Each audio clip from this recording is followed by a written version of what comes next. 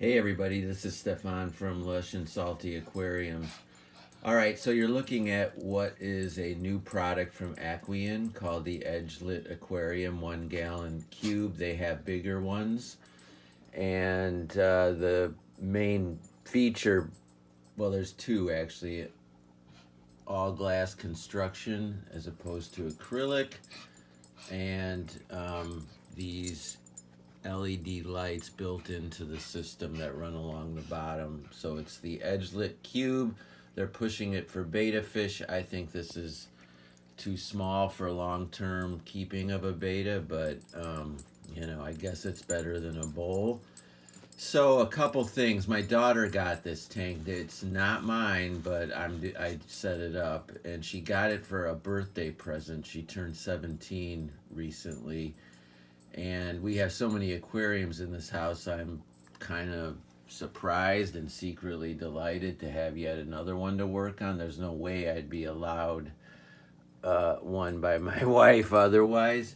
So this tank came as is without any filter or alternative lighting besides these LEDs. It's not cheap given that, I don't know, like 30 bucks or something, and you can get full out kits for not much more than that. But anyway, I definitely think if you're going to keep any kind of plants in here, and my daughter wanted a moss ball, and then there's one of those hanging ones tied to a fishing line. I'll talk more about that later. But if you're going to keep any plants, you got to have another light. So fortunately, I had this little clip-on Nano, and I am using that in addition with these down here, which I think are 100% aesthetic. I don't imagine they bring any benefit to the tank, and they might even be a problem.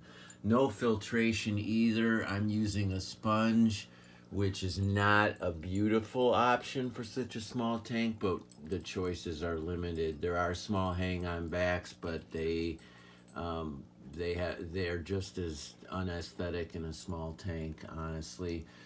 I combined a couple pieces of spiderwood to create this attractive centerpiece, and I've added a little bit of frog bit and a small piece of guppy grass, and that's it. Now the Marimo moss balls are a no-brainer. You just have to squeeze them once every couple weeks to clean them, and so that should be fine. And this hanging one in the back, I think, has Java moss on it.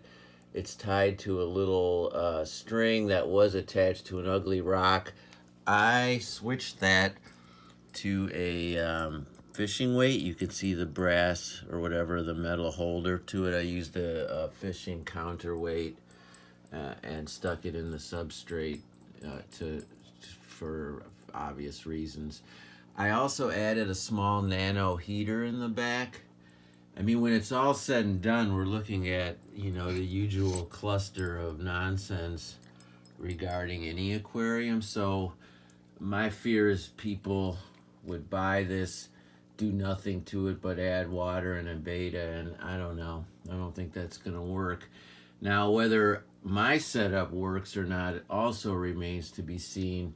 I think I'm going to put a ram's horn snail, one or two of my better looking red ones, and maybe some cherry shrimp in here, and maybe a couple endlers. We'll see. If my daughter screams for a beta, I might try to find a small female, but I mean, I did that before in my other tank, and it's now a big female. So I don't know. If you have any ideas, let me know.